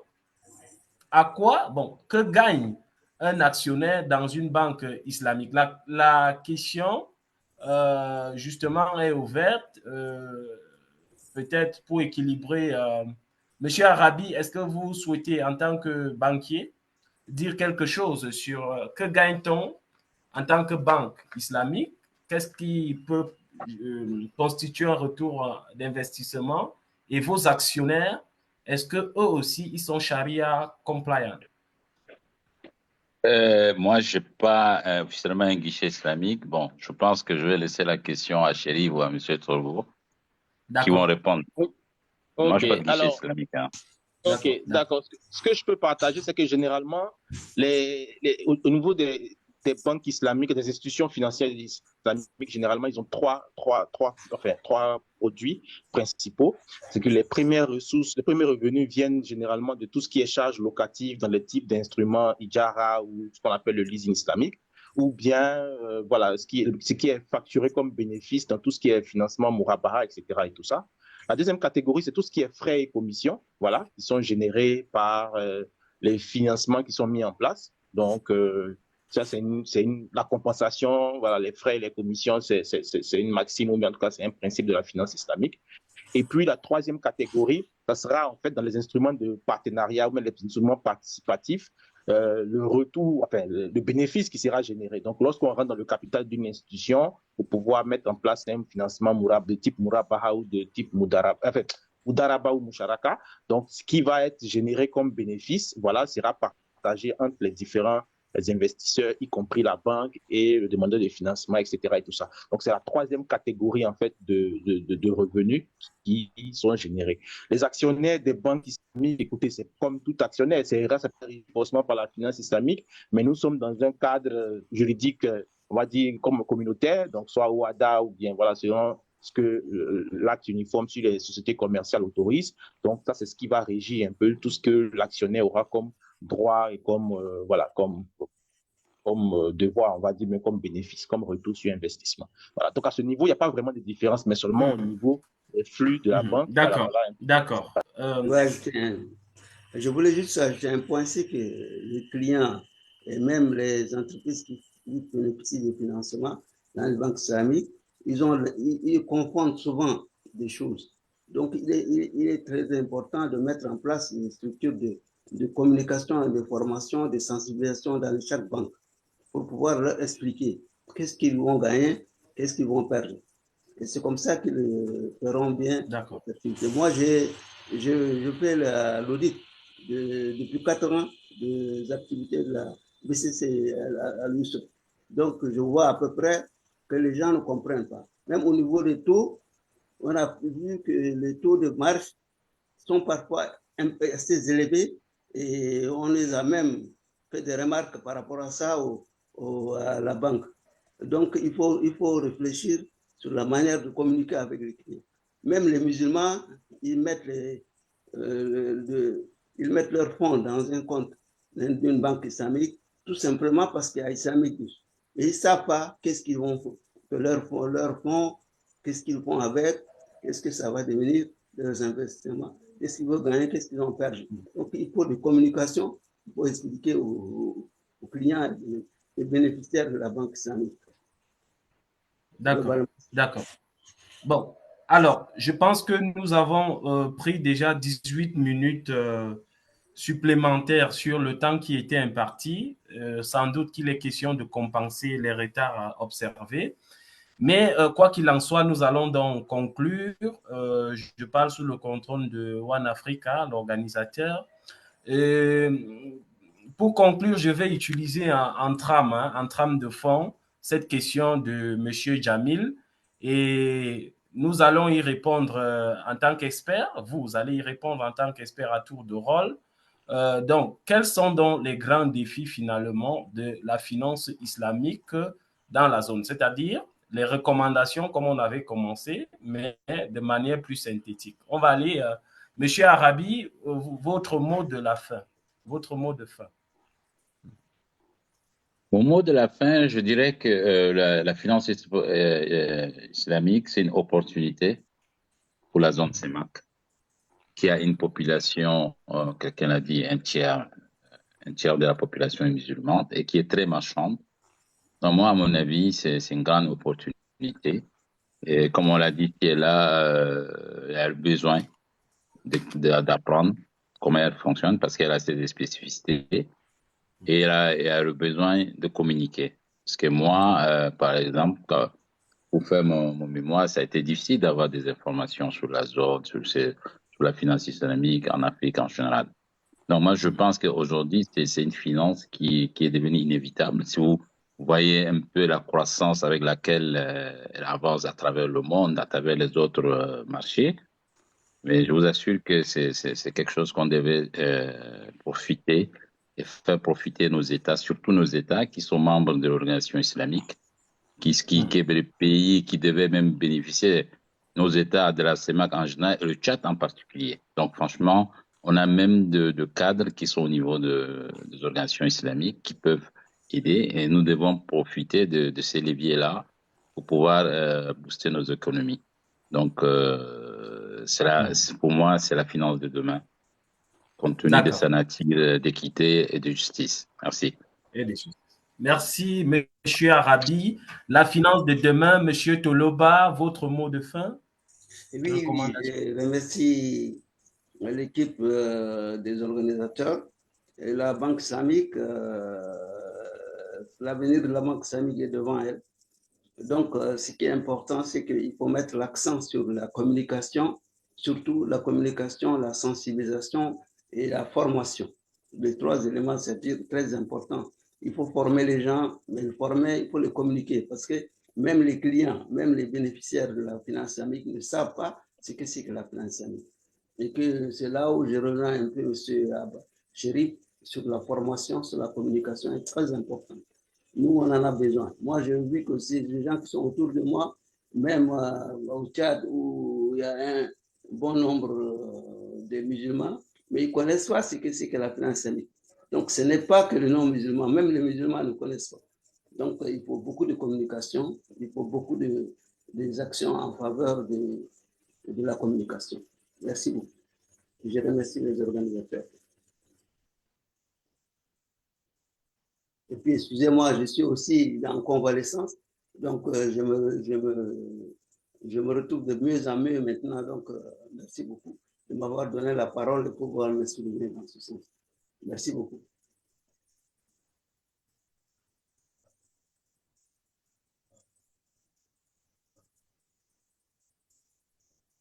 Ah, vous m'entendez pas? Ici, on vous entend. Je pense que c'est M. Willy qui a le micro fermé. Ah, d'accord. Oui, prompt rétablissement à vous, monsieur Merci beaucoup. Merci beaucoup. Ça va, je me porte de mieux en mieux. Toba. Je me porte de mieux en mieux. Merci vraiment pour cet effort. Alors, monsieur Abbas, on va prendre votre mot de fin. D'accord. Monsieur Ok, Abbas, on va prendre.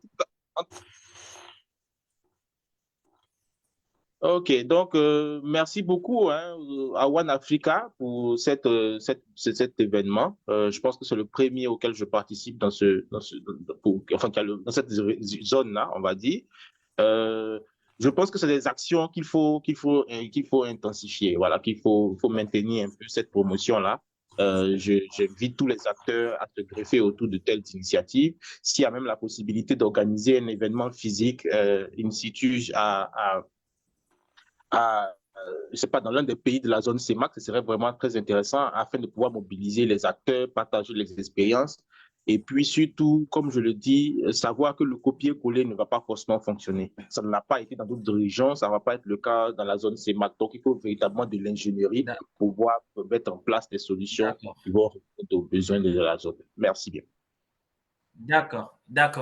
Merci. Donc, on retient que vous êtes partisan du sur-mesure dans l'ingénierie de la finance islamique et je ne pouvais faire autrement que de terminer avec le régulateur, le seul qui est connecté, à savoir Monsieur Abdelkader Idriss. Votre mot de fin pour clôturer cet échange. Merci, monsieur le modérateur. Je tiens également à remercier l'ensemble des participants d'avoir accompagné la COSUMAF. Pour ce qui concerne le mot de la fin de la COSUMAF, nous avons noté que le grand défi de la finance islamique, c'est le même défi pour ce qui concerne également la finance conventionnelle, c'est l'éducation financière. Dans le plan stratégique de la COSUMAF, l'éducation financière, la promotion, la culture financière prend un pan important. Nous allons dans l'avenir intégrer l'aspect finance islamique dans le cadre des activités de la COSUMAF, dans le cadre des activités de promotion et du marché de promotion que la COSUMAF fait dans tous les États.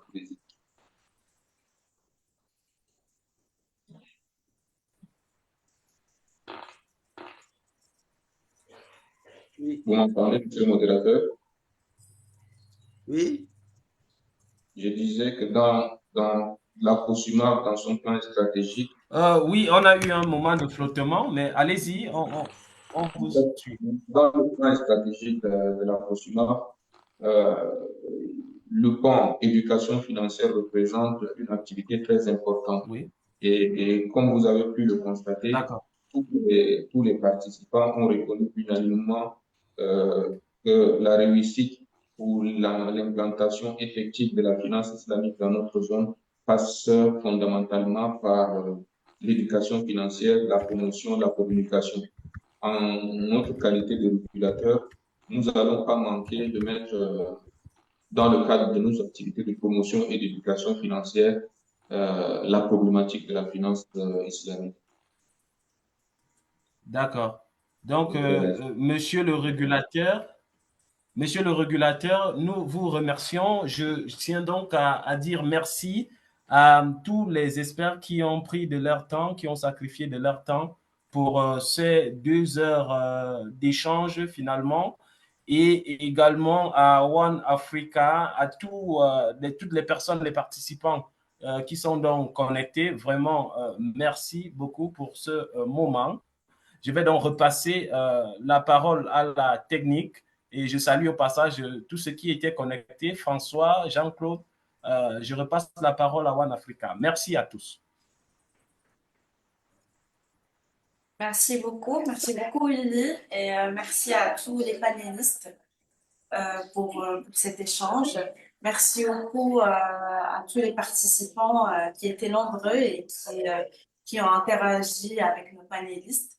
Donc, moi, je vous donne rendez-vous demain pour un focus sur le Congo avec le thème le marché financier et l'appel public à l'épargne en Afrique centrale, spécificités et enjeux.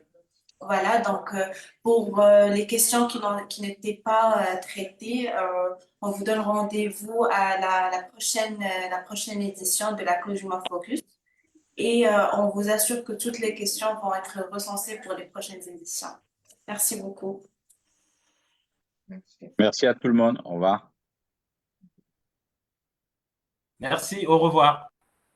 Merci. Au revoir.